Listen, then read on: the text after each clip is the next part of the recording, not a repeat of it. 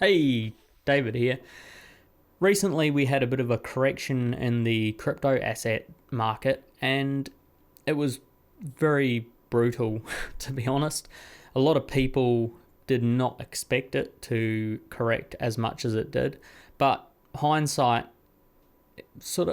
I think it was expected in the sense that you had such a huge amount of leverage being built up over the last probably 6 months, and people just didn't expect it to go down quite as much as it did, and it just kept on smashing people. I found it was a really good idea to reassess your portfolio in a circumstance like that, and you go, well, where was I exposed, and how could I potentially negate some of that volatility down the track? Because you can guarantee this is going to happen again, maybe not as severe, at least not until this cycle is potentially over. But you can look at ways to stem it and make it a bit more bearable, and currently look at what things are rebounding. Like if you look at some of the altcoins, and some of the really good projects have bounced back very fast, but they also went down a lot as well. So maybe you have to do a rotation when these times happen, and pick points where you rotate out of one asset and into another.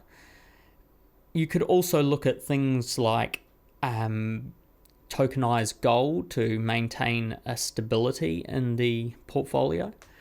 And maybe you don't hold that gold all the time, or you don't hold a large allocation, but that ebbs and flows towards these natural little peaks and troughs that happen. Because it seems like every sort of 60% rise, you have this quite decent correction, usually like 30 to 40%, not 53%. But that is a good sort of way to come in and be able to rotate out of that when you're at a potential where you think there is a bottom, and it can always drop further, or it may never get towards your target. So you probably want to stagger your positions of rotation, and look at things like maintaining a US dollar coin allocation, so that you actually have some capital that is reasonably guaranteed to be able to come back in and buy. If you're not really looking to cash out, you could be looking at other assets like rebasing currencies and things to stem a bit of the volatility. Even though I did see a lot of the ones, even ones I'm quite involved in, like Ampleforth, they suffered as well quite dramatically, and they are meant to follow like an SDR USD's kind of peg, and people just rushed for the exit, and it kind of showed that there's still a lot of unsurety sort of within the market, and to possibly get that to be more stable, we need these market caps, especially of the sort of underlying base currencies like Bitcoin and Ethereum. We need these to be much higher market caps and a lot more strength. So even if there is a rush for the exit, people, rather than rush to a stable coin or exit on an exchange, they go towards Bitcoin or Ethereum as their asset of choice for stability. And I don't think with these current market caps it is possible to do that, because you're going to get just so much speculation within those assets themselves.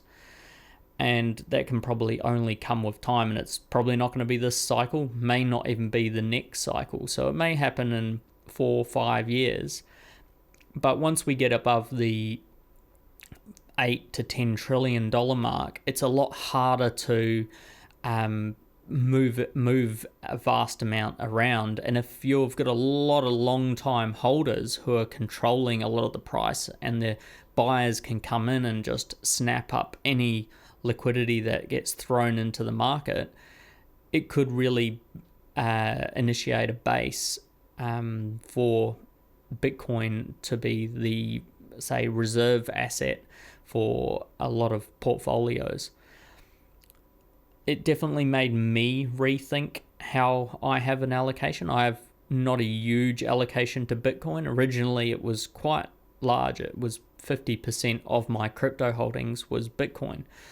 And as time went on, Ethereum and other assets within the Ethereum ecosystem sort of took over a lot of the portfolio, and now it's only about weighted 25% Bitcoin, and even other projects like Cardano and Polkadot weigh a small fraction of the overall portfolio. And I found that really interesting, seeing the stability within Cardano. Like, I guess the narrative and some of the news articles, especially relating to energy and green energy, they didn't probably reflect as much on Cardano as they did on Bitcoin, for example. But Ethereum got absolutely hammered, and even in its current proof of work state, that uses a lot less electricity than the Bitcoin network, especially if you sort of compare it on a volume of transaction basis. But it still got really smashed, and you have to sort of ask yourself, well, why did Cardano do quite good? And Cardano has a very small allocation of my portfolio compared to even Polkadot and especially Ethereum. So now I'm looking more in the direction of Cardano, taking it a little bit more seriously, and maybe it's to do with how they structure their staking. There wasn't as much of a flood of Cardano hitting the market like there was in Ethereum, and maybe this will change as well going forward with Ethereum 2.0 and a lot more of the Ethereum being locked up potentially and less being freely available to trade. But you're always going to get that sort of price fluctuation where people are sort of speculating with it, and you're potentially going to get a lot of people just freak out and dump it, and you may not have those buyers there. Even though you've got a lot tied up on the network, you only need a small amount that's being traded to be affected if it's outweighed. So it's quite interesting sort of watching that. And I think things like Polkadot going forward with like the parachains auctions and all these projects that are going to release on there, I think there's going to be a huge amount of opportunity there, but I don't think the market is fully pricing that in at the moment. They're looking at Cardano front stage, especially after this little correction, and where Polkadot got absolutely hammered with it. And Polkadot staking is quite limited as well to how you can withdraw and the likes of that. So I was expecting Polkadot to hold up better than it did, but I think Polkadot is in such early sort of phases, and it could be a real linchpin that ties a lot of these networks together. And I think it's going to go going forward. It's going to be a decent asset, and I'm really looking forward to where that's going. I still going to prioritize Ethereum and the chain there a lot more, especially with layer 2 solutions like Matic. And Matic absolutely is taking off. That went down quite heavily, but it was going up while everything was crashing, and it took a while to respond to the crash. But recently it's shot back up and it's back to where it was. I think it even may be taking out its all-time high again, which just shows the amount of interest in that network. Whether that dies off with some of the scaling solutions provided natively by Ethereum in the next few months, we just have to wait and see. But the amount of projects that are involved in it is quite amazing. I've just seen a spread of all the different projects that are now building on it, and it's huge, absolutely huge. And I think there's going to be a amazing kickstart for what is potentially going to be a really massive Ethereum ecosystem. And it's also going to branch. I don't think this is going to take away, or sort of say Cardano or Polkadot's going to take away any market share of Ethereum. I think they're just going to expand into areas where Ethereum is not that predominant. And you can already see that with how they're tailoring Cardano and the markets that they're pushing it towards. And I think Polkadot will also find its place, and there may be like there's plenty of other than decentralized finance, there's plenty of areas of the economy that can benefit from these blockchain solutions that can increase the amount of streamlining and cut out all these middlemen and decrease the cost and efficiency upgrades. It's pretty remarkable what can be achieved. I'm looking forward to what's going to happen.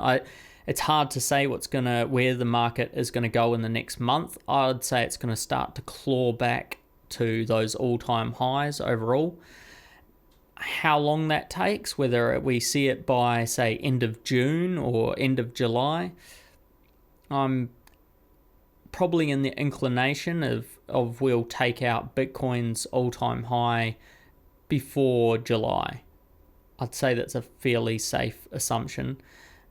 And it's moving up pretty quickly. There's a lot more larger transactions happening. A lot of people putting it into cold storage. So it'll be really interesting to see where that goes. And I think it's hard to, after such a big correction, it's hard to have sort of optimism when it's been absolutely brutal for the majority of people, especially all those people that bought in at that high bound and they either got knocked out or just sold out. A lot of the leveraged guys just got decimated.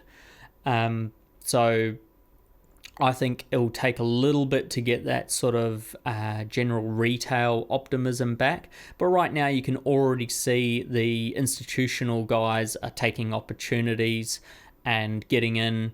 And you're seeing news releases like Ray Dalio holding Bitcoin and things like that, which is pumping. It's there to prime the retailers, and it might take a little bit to get them going.